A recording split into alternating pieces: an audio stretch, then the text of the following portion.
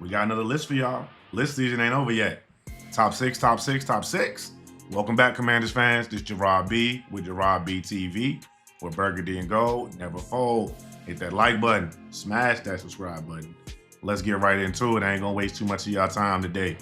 Tight end Ben Sinnott. He's number 6 on my list. Okay.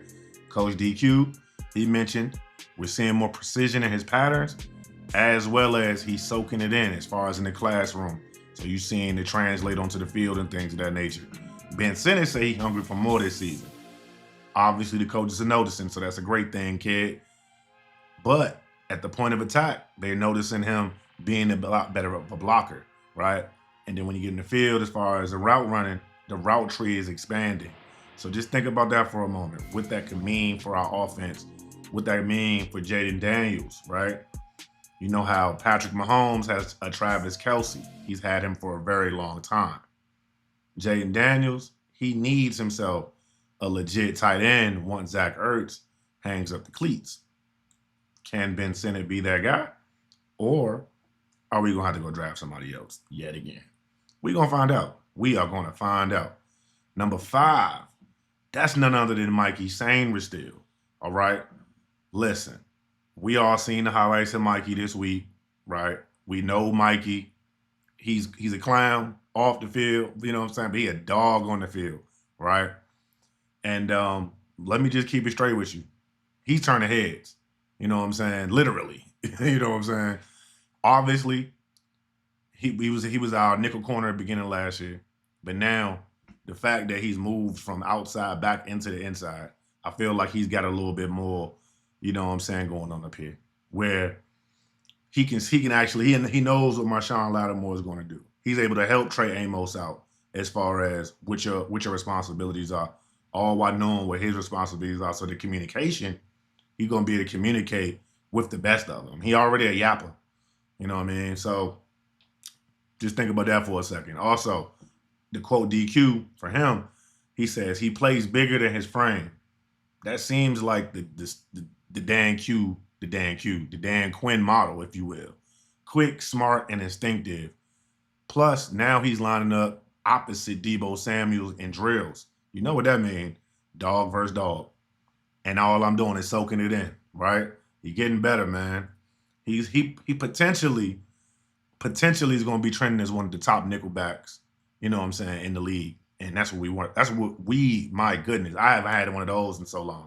I don't even know what that's like. Like, who was our last good nickel corner? Drop it in the comment section for me, because I don't know. I have to go do some research. For real, for real. It might be Mikey, the last good one we had. Shoot. Number 4, hey, man, Luke McCaffrey, baby. Luke. Listen, quietly, he's staking his claim for wide receiver 3. Now, think about that for a second. You got Noah Brown coming off an injury, right? We don't know what that injury was. You know, we see clips of Noah Brown working out. You know, he active in practice, but something happened to him. Might have gave Luke a little bit of confidence nudge to be in practice actually doing the things that he needs to do. And a lot of reporters in the streets, a lot of the beat reporters, you'll see a lot of X reports, man, they shouting Luke McCaffrey out. You know what I'm saying? So that's a good thing. When everybody's starting to notice on the outside, I mean, on the inside, they already know what's going on. You know, we always the last to know. So here we go. You know, they also mentioned he caught a touchdown in 7-on-7s from JD, flex between it inside and outside as far as his reps is going. So he's playing both the slot as well as the boundary as far as the wide receiver options is looking. So he's showing the versatility. And then, he's 6'2".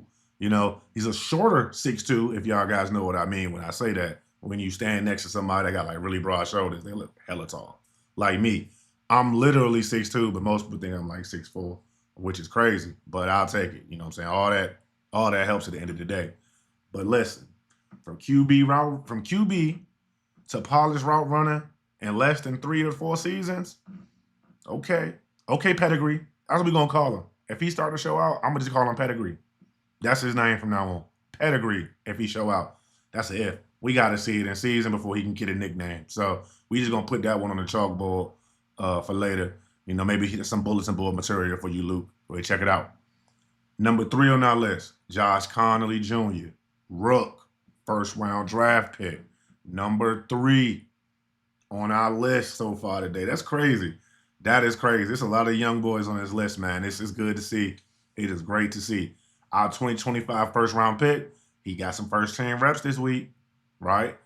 Courtesy of a veteran's rest day from Laramie Tunsil, but still, you getting some good work. He was getting good work at second team, but now you're getting good work at the first team, and don't sound like he was worse for wear. Sounds like he handled his own. Obviously, DQ mentioned the competition is going to be fierce at tackle, because they don't just start rookies all willy-nilly. They're like, hey, you got to earn your spot, kid. You got to show me that you're better than that guy and that you're more consistent than that guy. So it's not about being a high draft pick. You literally got to show it on the field and in the classroom for this team. So that's the best thing. That's the best thing for us as fans, because we know the players that's on the field are going to be the best players for us. Unfortunately, last year we all felt like Derek Forrest should have been on the field sometime, but it was Percy Butler. And then what they just did this the other day, they re-signed Percy Butler for an extension. I'm just saying. Listen, he is a name to follow. I'm talking about Josh Conerly, but not just in camp. When the depth chart decisions emerge, I think your man's definitely going to be the week 1 starter. And that's what we're hoping for. Right? We don't want to see anybody else be the week 1 starter, Josh Conerly. Okay? Do your job. Thank you, sir. Much appreciated. All right? You also, listen, I know Josh. I know you're going to do your job, because as a champion, you know what I'm saying, in the Big Ten championship, you know what you said, and I won't forget this. He said, you do have to know your stuff, and you got to know it fast. Very important, my guy, right? You at a very vital position. You're in the front side of JD. Like, when something break down, it usually break down quick, right in his face. And if he ain't got to worry about that now, and all he got to do is not even worry about his blind side now, because you got Laramie Tunsil back there, and I ain't got to worry about the front side no more, and the interior is probably nice to take care of, man, we're going to be straight on the O-line, bro. It's going to be something great to watch, right? So let me keep going through this list, because I could ramble on for hours with y'all. So listen, Trey Amos, he number 2, man. Rookie, yet again. Second round pick, though. Should have been a first rounder, but fell right into our hands in the second round pick. We not complaining. AP ain't complaining.